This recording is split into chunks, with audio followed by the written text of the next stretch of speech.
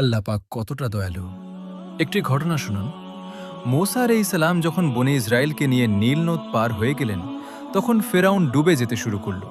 সেই সময় জিব্রাইল আলাইহিস সালাম তার মুখে কাদা দিচ্ছিলেন, কারণ তিনি জানতেন আল্লাহ তাআলা পরম করুণাময়, অসীম দয়ালু।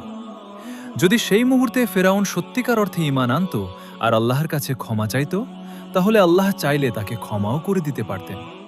ভাবুন তো, যে ব্যক্তি নিজেকে খোদা বলে দাবি করেছিল, এত বড় জালেম হওয়ার পরও আল্লাহ রহমত থেকে একেবারে নিরাশ হওয়ার কথা বলা হয়নি।